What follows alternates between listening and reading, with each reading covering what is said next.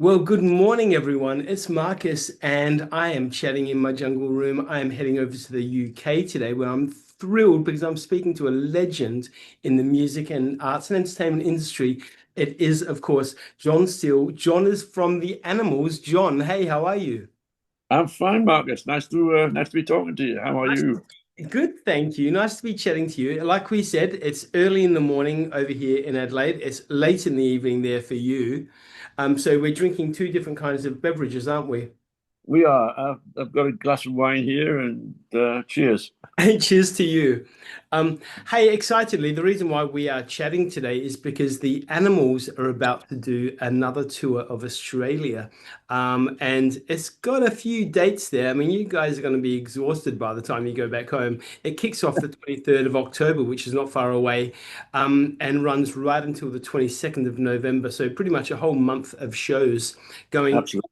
around the place, including coming to Adelaide, which is, like I said, where I'm from, Tuesday, the 18th of November at the Gov. Woo! When was the last tour you did of Australia? Last year, Okay.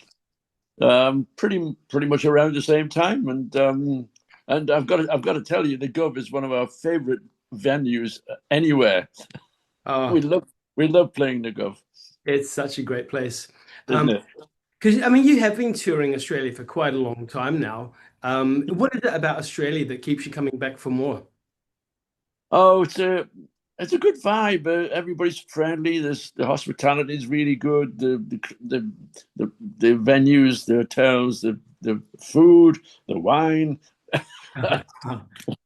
what, what's what's not right about it? Yeah. Then while you're here, just do a couple of shows or something. Yeah. Oh yeah, I forgot about that. Now the animals, I mean, have been around since, the 1960s, and you being one of the founding members of the group as well. I mean, I don't need to tell anybody, but I mean, some iconic songs in your catalog. We got to get out of this place, which so many people have covered. Boom Boom, Don't Let Me Be Misunderstood, incredible.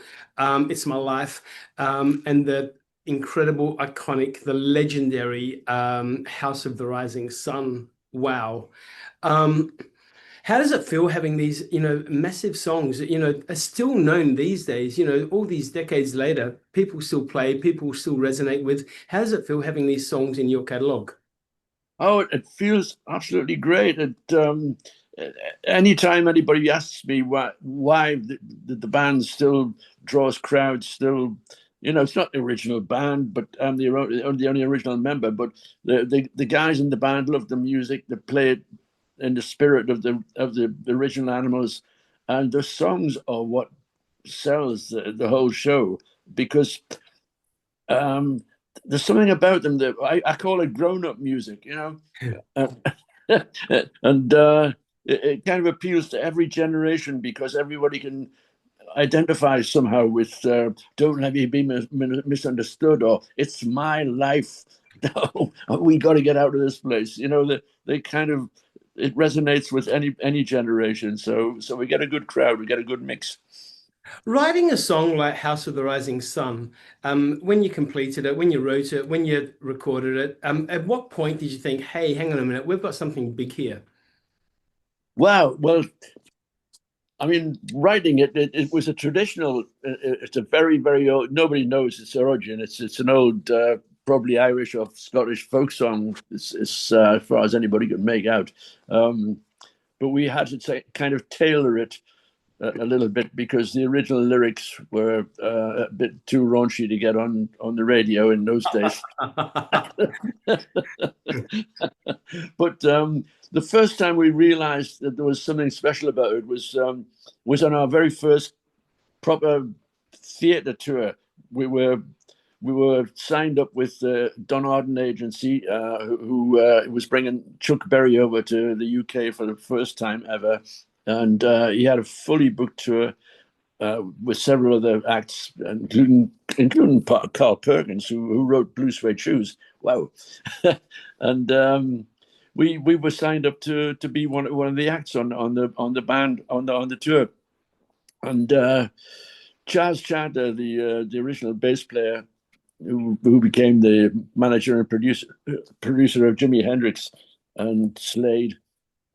He had a kind of business head on him, and he said, everybody on the tour is going to be trying to out-rock Chuck Berry and Carl Perkins. It's all going to be rock and roll. And we'd been kicking this number around. We nicked the number actually from Bob Dylan's first album. It's an acoustic song, an acoustic folk song that Bob Dylan recorded on his first album. Yeah. And that's where we picked up on it. And we thought there was something special about it. So we started to kick the arrangement around to suit our arrangement, the keyboards and the electric guitar and so on. And Chas said, we should do this number on the tour because it's so different. It's going to stand out against all the other rock and roll stuff. And he was absolutely spot on right about that. He really had his head together on that. So it was a 3-week tour. We were doing 2 shows a night, sellouts everywhere in the UK. And halfway through the tour, we arranged a little recording session, and it was a recording studio where we'd done our first and only single, "Baby Let Me Take You Home," and we leaped in there. We played Liverpool, drove down to London, into the studio, very primitive, one room, one control room, one toilet. And we knocked it out in 10 minutes. We did it in one single take. Man, wow. And it was, and then on to the next gig, which was Southampton. And I'm not making this up because I wrote a letter to my girlfriend at the time. A couple of days later, I said, we went into the studio, we did this little thing for, that we were originally set up for to do a song for a TV show called Ready, Steady, Go. But we also did Rising Sun, and we did it in one take. And she kept all my letters, and she became my wife. Yay! So I've still got the letter. You've still got it. Teach me your ways, John. Teach me your ways. Yeah. We have got an incredible band in Adelaide that is still kicking around, doing some great stuff, called the Angels. Not in Adelaide. Angels. I knew you were going to say that. I knew you were going to say that. So you obviously do know that they recorded "We Got to Get Out of This Place." It's become an anthem. I actually just went to see a show just a couple of months ago, and that "We Got to Get Out of This Place" was the finale. You of course know how they kind of turned the words around a little bit, yeah? Yeah, but everybody, it's everybody says that. Yeah, have you heard the version of by the Angels? Every time we come to Australia. Oh my God! I still haven't seen the band live yet, but I know of them. Oh, just brilliant. I mean, obviously the lead singer now has passed away, Doc Neeson, but there's an incredible array of people that still perform with them, which is, they're great, iconic bands. Anyway, moving on from that, speaking about iconic bands, I mean, you have played with some big people as well. I mean, you've been on the bill with some massive names over the years. Who is someone that you've played with that has been like one of your biggest pinch me moments? Oh, gosh. We had some great shows with the Police a few years ago, 83.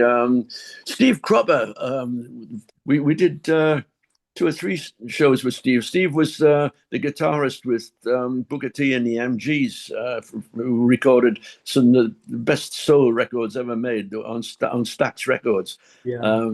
And Steve was the guitarist with that outfit, and he co-wrote such classics as Take the Midnight Hour, Knock on Wood, Sitting on the Dock of the Bay.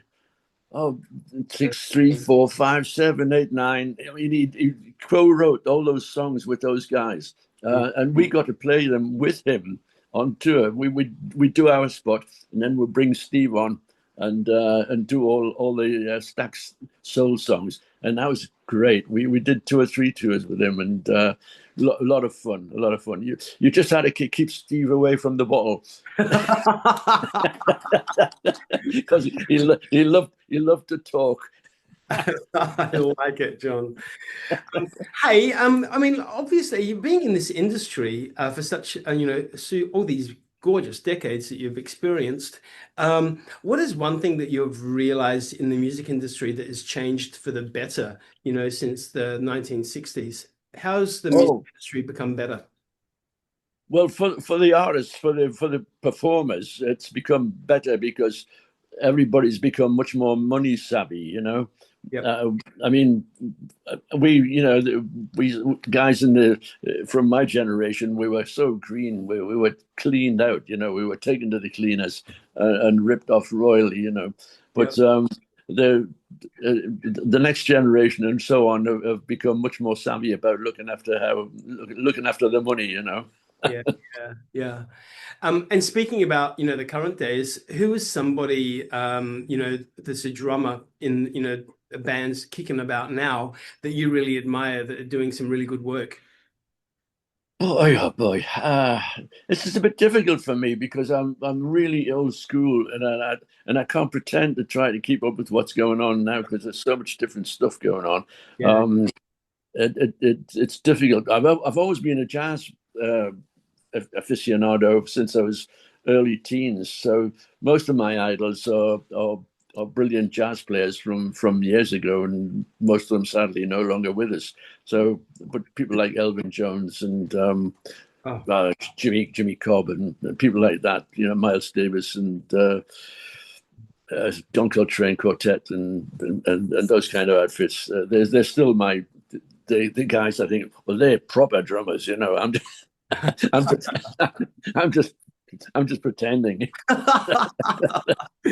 you're hilarious. Well, you know what? You've pretended pretty good because you've done all right. Hey, what does music mean to you? Like, if you weren't doing music, what would you have been doing? What does music mean to you personally?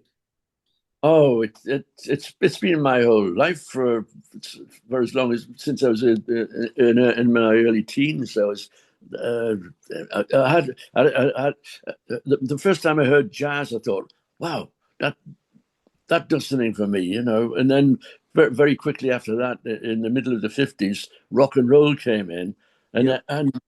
and I mean, the first time I heard Elvis Presley's Heartbreak Hotel. That was the first single that made it for him in the UK. Yeah. And we all just went, what? What? Where did that come from? It was fantastic. Yeah. So I still stay with that kind of stuff. Yep. Hey, so the tour, like we said, kicking off on the 23rd of October, which is not very far away. You'll be jumping on a plane just very shortly, I'm sure. It's only 3 days. Tomorrow. So what can we expect from the tour this time around? Well, we've got obviously the singles we just talked about, those great songs. You've got to do them. You couldn't leave the house without bringing those songs along. But also we've got a good collection of B-sides, album tracks. Lately, we've been doing a little spot, a kind of a semi-acoustic spot with to commemorate an event that happened in the UK in 1962 in Manchester. It was the first visit to the UK of a tour called the American Folk and Blues Tour, and some of those idols of ours were on that tour, and everybody from the UK came to see it. It was the only show in the UK that they played in 1962. The rest of them were in Europe, and and we later found out that in the audience on the same night, this was before any of us were like famous or anything. In the same night there was Mick Jagger, there was Brian Jones, there was Paul Jones, Alexis Corner. There was a whole bunch of people, and we didn't know each other, but we'd all travelled from different parts of the UK to be there that night, and Man, it was special. wow. Yeah, those are the memories, right? Oh yeah, Holy yeah. moly. Eric Eric Burton and me and three of my mates we drove from Newcastle to Manchester, and in a little 4-seat car, five of us. Man. We got to the concert, and we met a couple of old friends of ours from Ghana who were musicians. Danny Okpoti, who was a sax player, and Pat O'Day, who was a trumpet player that worked with us in Newcastle for a little bit. And so we knocked on our door and said, "Can we crash?" Like it. That is so cool. Well, hopefully this time round in Australia, you get even more life stories occurring, because, you know, a whole month in Australia, anything could go on. Anything could go on. It'd be fun. Absolutely. Yeah. Hey, so apart from hanging out at the Gov when you get to Australia, what is something else you're looking forward to doing when you hit our shores? Oh, well, this time it's been a long time since we played on the west side. So we're playing Perth and Fremantle, and another gig, I can't remember which is going to be. No, I can't remember. Anyway, it's going to be our first trip way over on the west. So I'm looking forward. Well, Bunbury. Bunbury, okay. Yeah. So yeah, that'll be changed, and but we'll be doing. There are other gigs we're doing that are new to us. So it's going to be. We'll play some of the regular, you know, like the Gov and other places we've played before. But there's quite a few new venues for us. So we're looking forward to a bit of fresh audiences. And have a little beverage at each one just to check out their taps. Yep. Just the odd, just the odd one. John, what an absolute pleasure. John Steele from the Animals, everybody. John, I look forward to catching up with you when you hit Adelaide on the 18th of November. I will be there. We've got two nights there as well. 2 nights, okay. Yeah. There, look, I mean, well, why not? Because you sell out. That's why. Yeah. John, have a great day. Enjoy the flight over to Australia. I know that it lasts for about 5 days. Oh, God. Oh, it's a killer. I will see you when you hit Adelaide. Thanks a lot. Great stuff. Nice talking to you. See you then.